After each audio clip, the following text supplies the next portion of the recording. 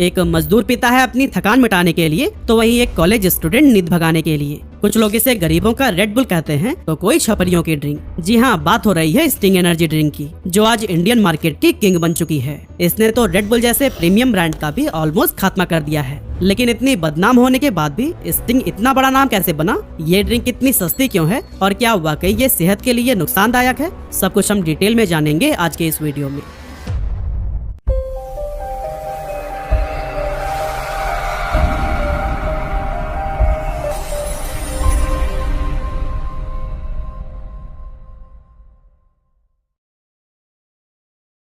दोस्तों, भारत में energy drink का सफर काफी ज्यादा इंटरेस्टिंग रहा है। सबसे पहले 2001 में कोका कोला ने शॉक नाम से एक एनर्जी ड्रिंक लॉन्च की और 2008 में पेप्सिको ने सोबे के साथ अपनी किस्मत आजमाई। लेकिन दोनों ही अटेम्प्ट्स बुरी तरह से फेल रहे और कुछ ही टाइम में ये ड्रिंक्स मार्केट से गायब हो गयी। लेकिन फिर आया साल 2009 और यहीं से गेम पूरी तरह से बदल गया। इंडियन मार्केट में एंट्री करता है ऑस्ट्रेलियन ब्रांड रेड बुल।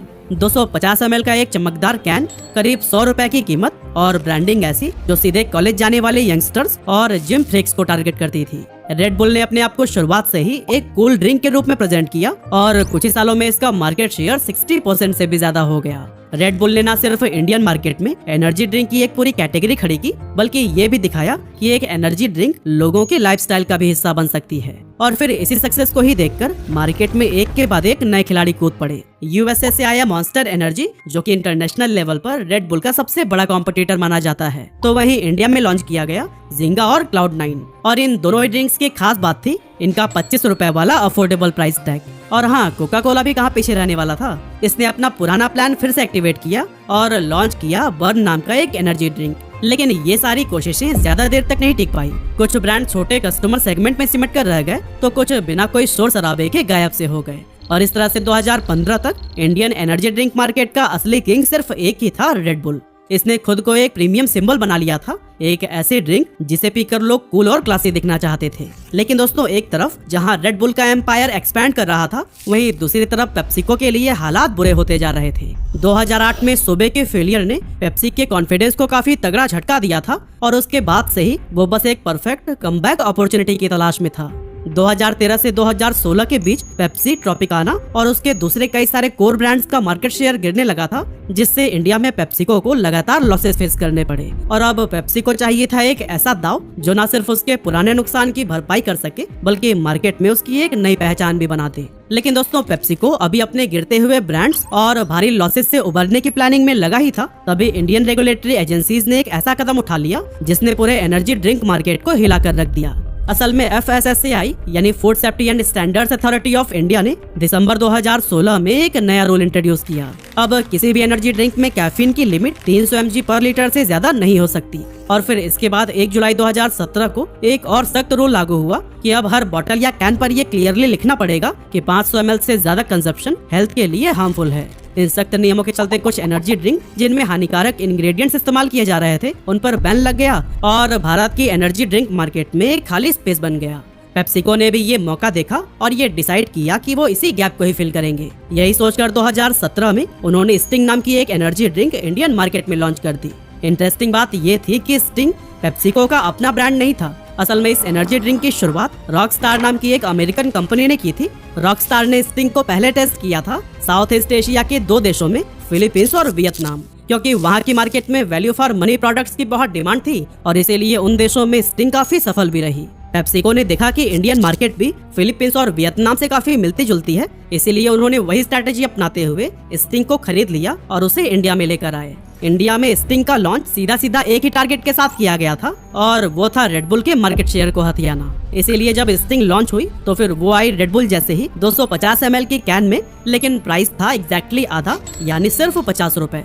शुरुआत में पेप्सिको स्टिंग को एक प्योर एनर्जी ड्रिंक की जगह नॉर्मल सॉफ्ट ड्रिंक की तरह पोजीशन करना चाहता था, मतलब एक ऐसी ड्रिंक जो रेड बुल की तरह हाई स्टेटस का सिंबल ना रहे, बल्कि आम आदमी भी बिना सोचे समझे उसे कंज्यूम कर सके। लेकिन शुरुआती कुछ साल स्टिंग के लिए आसान नहीं थे, क्योंकि उस टाइम इंडिया में एनर्जी ड्रिंक एक निश प्रोडक्ट की तरह देखा जाता था, मतलब एक ऐसी ड्रिंक जो कि कभी कभी लोग शौक के तौर पर कंज्यूम करते थे। ऊपर से पेप्सिको ने इस ड्रिंक को लॉन्च करते टाइम कोई बड़ा सेलिब्रिटी कैंपेन या फिर हाई बजट टीवी एड्स भी नहीं चलाया था, बल्कि वो सिर्फ अपने मजबूत डिस्ट्रीब्यूशन नेटवर्क के दम पर बिना ज्यादा शोर शराबे के ही स्टिंग को मार्केट में लेकर आए थे। इसीलिए शुरुआत के लगभग 2 साल स्टिंग के लिए कुछ खास नहीं रहे, मगर फिर धीरे धीरे इसने अपनी जगह बनानी शुरू की, खासकर उन शहरों और कस्बों में जहां रेड बुल जैसे ड्रिंक्स की रीच कम थी। लेकिन असली गेम तब चेंज हुआ जब 2020 में पेप्सिको ने स्टिंग को एक नए अंदाज में लॉन्च किया। 250 ml की पेट बॉटल और कीमत सिर्फ 20 रुपए।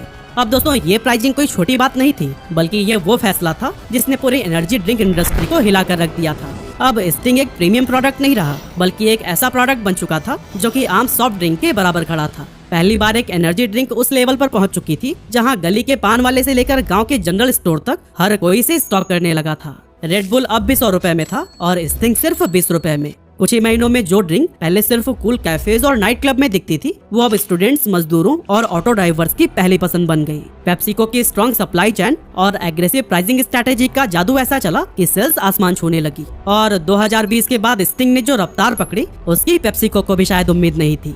रिपोर्ट्स के मुताबिक 2021 में इंडिया के अंदर स्टिंग ने करीब 2.3 करोड़ बॉटल्स बेचे। फिर 2022 में ये नंबर बढ़कर 6.5 करोड़ हो गया और 2023 में तो रिकॉर्ड ही टूट गया, 11 करोड़ बॉटल्स बिक गए। मतलब कि सिर्फ 4 सालों में ही स्टिंग ने इंडियन एनर्जी ड्रिंक मार्केट का पूरा नक्शा ही बदल दिया। 2018 में जहां रेड बुल के पास 75% मार्केट शेयर होता था, 2023 तक स्टिंग अकेला 90% शेयर का किंग बन चुका था, जबकि रेड बुल का शेयर गिरकर सिर्फ 7% पर आ गया। यहाँ तक कि पेप्सिको का भी कहना है कि स्टिंग की ग्रोथ रेट पिछले 30 सालों में किसी भी सॉफ्ट ड्रिंक ब्रांड से कहीं ज्यादा रही है। और दोस्तों स्टिंग के इस कामयाबी के पीछे कोई एक नहीं बल्कि काफी सारे रीजंस हैं, और एक सबसे बड़ा रीजन तो हम आपको बता ही चुके हैं, जो थी इसकी प्राइसिंग। दूसरा बड़ा फर्क था पैकेजिंग और सप्लाई चेन का। असल में रेड बुल सिर्फ एल्यूमिनियम कैन में मिलता था, जो कि बाहर से इंपोर्ट होता था। मतलब कि उसके हर एक कैन को इंडिया में लाने का कॉस्ट बहुत ज्यादा था। इसके अपोजिट स्टिंग को यहाँ इंडिया में ही मैन्युफैक्चर किया गया और पेप्सिको के बॉटलिंग पार्टनर वरुण बेवरेजेस का वेल ऑर्गेनाइज नेटवर्क इस ड्रिंक को देश के हर कोने तक काफी तेजी से पहुंचाने लगा। इसके अलावा पेट बॉटल यानी पॉलीथीन टेरीपिथालेट फॉर्मेट एक मास्टर स्ट्रोक बना, क्योंकि एक तो ये सस्ता था, ऊपर से कैरी करना भी काफी आसान। रिजल्ट ये हुआ कि 2022 तक स्टिंग 2 मिलियन से भी ज्यादा रिटेल स्टोर्स पर मिलने लगा। और दोस्तों ये वही नेटवर्क था जो कि पेप्सी या कोक जैसे एस्टेब्लिश्ड ब्रांड का होता है। यानी ये ड्रिंक सिर्फ बड़े शहरों तक ही सिमट कर नहीं रहा, बल्कि छोटे गांव और कस्बों की किराना पान की दुकानों तक भी पहुंचा। जबकि रेड बुल और मॉन्स्टर जैसे ब्रांड्स सिर्फ बड़े शहरों के हाई एंड स्टोर्स में मिलते थे। इसके अलावा मार्केटिंग के मामले में भी स्टिंग ने एक अलग स्ट्रैटेजी अपनाई, क्योंकि जहां रेड बुल अपने आप को फार्मूला 1 रेसिंग और महंगे ग्लोबल कैंपेन से कूल दिखाने में लगा रहा, वहीं स्टिंग ने शुरुआत में किसी बड़े सेलिब्रिटी ब्रांड एम्बेसडर का सहारा नहीं लिया। इसकी ब्रांडिंग एकदम प्योर देसी अंदाज में की गई, जिससे कि आम लोग भी रिलेट कर सके। लाल चमकदार बॉटल, कैंडी जैसा मीठा टेस्ट और एक सिंपल टैगलाइन, एनर्जी बोले तो स्टिंग। यही वजह थी कि 2019 से 2021 के बीच स्टिंग बिना किसी बड़े सेलिब्रिटी प्रमोशन के भी वायरल होता चला गया और लोग इसके टेस्ट और इंस्टेंट एनर्जी इफेक्ट के बारे में सोशल मीडिया पर भी बात करने लगे। लेकिन फिर इसके बाद पेप्सिको ने स्टिंग की रीच को नेक्स्ट लेवल पर ले जाने के लिए अपना मार्केटिंग स्किल बढ़ाया और बॉलीवुड एक्टर अक्षय कुमार को ब्रांड एम्बेसडर बना लिया। अब स्टिंग की रीच सिर्फ दुकानों पर नहीं, बल्कि टीवी स्क्रीन और थिएटर्स तक फैलने लगी। साथ ही पेप्सिको ने कुछ अलग टाइप के कैंपेन्स भी लॉन्च किए और इसका एक एग्जांपल था 2024 का डार्क कैंपेन, जो कि एक शॉर्ट थ्रिल मूवी की तरह डिजाइन किया गया था। इस एड को पूरे देश के पीवीआर सिनेमाज में 2 मिनट की एक छोटी सी मूवी के रूप में दिखाया गया। 133 सेकंड के इस एड में एक इंटरेस्टिंग कहानी दिखाई गई, जिसमें एक सिक्योरिटी गार्ड स्टिंग पीकर एनर्जी से भर जाता है और एक स्नाइपर की साजिश को नाकाम कर देता है, जिससे एक इंडस्ट्री टाइकून की जान बच जाती है। लेकिन दोस्तों जैसे जैसे स्टिंग की पॉपुलैरिटी बढ़ी, वैसे ही वैसे इसके चारों तरफ कुछ परसेप्शंस भी बनने लगे, जैसे कि इसकी कम कीमत की वजह काफी सारे लोग इसे गरीबों का रेड बुल कहने लगे। साथ ही बहुत सारे लोगों ने इसे छपरियों की एनर्जी ड्रिंक का भी नाम दिया। अब दोस्तों इसके पीछे एक हार्श लेकिन असल सच था कि स्टिंग के सबसे बड़े खरीदार वो दिहाड़ी मजदूरी करने वाले लोग बने, जो कि हर रोज जी तोड़ मेहनत वाला काम करते हैं। थकान से टूटा हुआ मजदूर, दिन भर रोड पर रिक्शा खींचने वाला या फिर एक कंस्ट्रक्शन वर्कर, ये लोग स्टिंग इसलिए पीते हैं क्योंकि इससे इन्हें सस्ते में वो इंस्टेंट एनर्जी मिलती है, जो कि इनके काम में बहुत हेल्प करती है। लेकिन फिर दोस्तों इसके बाद से पढ़े लिखे तबके के बहुत सारे शहरी लोग अब स्टिंग पीने में शर्म महसूस करने लगे। सोचिए, एक ड्रिंक जो एनर्जी के लिए बनी थी, उसे क्लास और सोशल इमेज के तराजू में तौला जाने लगा।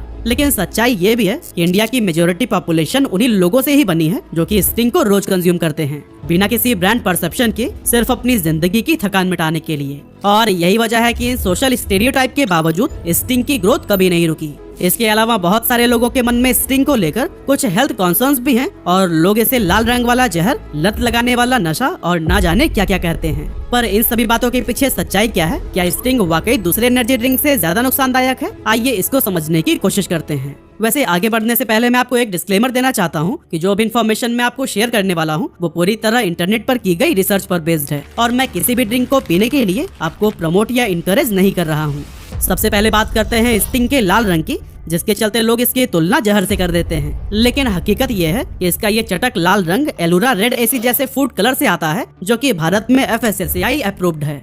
हाँ, ज्यादा मात्रा में ये भी शरीर पर बुरा असर डाल सकता है, लेकिन वो तब होगा जब आप लंबे समय तक हर रोज 2-3 बॉटल्स पी रहे हो। इसके अलावा स्टिंग के लिए लोगों में एक परसेप्शन ये भी बहुत कॉमन है कि इससे दिल कमजोर होता है और हार्ट अटैक हो सकता है, क्योंकि कुछ लोगों को स्टिंग पीने के बाद से हार्ट रेट बढ़ने की प्रॉब्लम होती है। लेकिन असल हकीकत ये है कि ऐसा कैफीन की वजह से होता है, जो कि हर एनर्जी ड्रिंक का एक कॉमन इंग्रेडिएंट है। मतलब कैफीन सिर्फ स्टिंग में नहीं बल्कि बाजार में मिलने वाली हर एनर्जी ड्रिंक में होता है और इससे हार्ट रेट भी सबका नहीं बढ़ता, बल्कि सिर्फ उन लोगों का बढ़ता है जो पहले से हार्ट पेशेंट हैं या फिर जिन्हें एंजाइटी की दिक्कत है। अगर स्टिंग की बात करें तो उसकी एक 250 ml की बोतल में लगभग 72 mg कैफीन होता है और ये क्वांटिटी एक नॉर्मल कप कॉफी से लगभग 1.5 गुना ज्यादा है। इसी तरह से रेड बुल की 250 ml के कैन में करीब 80 mg कैफीन होता है। मतलब कैफीन के मामले में स्टिंग और red bull almost same level पर हैं। लेकिन बात जब चीनी की होती है तो यहाँ पर एक बड़ा डिफरेंस सामने आता है। स्टिंग में 6.8 ग्राम पर 100 ml चीनी होती है, जबकि रेड बुल में ये क्वांटिटी 11 ग्राम पर 100 ml तक पहुँच जाती है। यानी सर्विंग साइज के हिसाब से स्टिंग में दूसरे पॉपुलर एनर्जी ड्रिंक से कम शुगर है। और रही बात लत लगने की, तो ऐसा शुगर और कैफीन के मिक्सचर की वजह से होता है। असल में स्टिंग पीने के बाद लोगों को शॉर्ट टर्म के लिए एनर्जी का एक बूस्ट मिलता है, जिससे उन्हें एक गुड फीलिंग आती है और इसी फीलिंग को ही बार बार महसूस करने के लिए लोग इसे रेगुलरली पीने लगते हैं। और दोस्तों, अगर स्टिंग या फिर किसी भी एनर्जी ड्रिंक का ओवर कंजप्शन किया जाए तो इसके बहुत सारे साइड इफेक्ट्स भी सामने आ सकते हैं, जैसे नींद उड़ जाना, हार्ट रेट का अचानक बढ़ जाना या फिर ब्लड प्रेशर का स्पाइक। और इसीलिए बच्चों और प्रेग्नेंट महिलाओं के लिए ये ड्रिंक्स साफ तौर पर मना किए गए हैं। लेकिन दोस्तों, अब सवाल उठता है कि आज के दौर पर स्टिंग खड़ा कहाँ है और इसका फ्यूचर क्या है। देखिए दोस्तों, 2024 की एक रिपोर्ट के मुताबिक इंडिया की एनर्जी ड्रिंक मार्केट 7800 करोड़ रुपए से ज्यादा की हो चुकी है और अनुमान है कि 2030 तक ये 16,000 करोड़ रुपए को भी क्रॉस कर जाएगी। और क्योंकि स्टिंग इस मार्केट का सबसे बड़ा प्लेयर है, इसीलिए आने वाले कुछ सालों में ये 1.5 से 2 गुना तक ग्रो कर सकता है। रेड बुल, जो एक टाइम पर भारत में एनर्जी ड्रिंक का दूसरा नाम माना जाता था, अब सेल्स और मार्केट शेयर की रेस में बहुत पीछे छूट गया है। वहीं दूसरी तरफ पेप्सिको की इस सक्सेस को देखकर कोका कोला ने भी 2022 में थम्स अप चार्ज नाम से 20 रुपए के प्राइस पर अपना एक एनर्जी ड्रिंक लॉन्च किया था, ताकि मास मार्केट में अपने पैर जमा सके।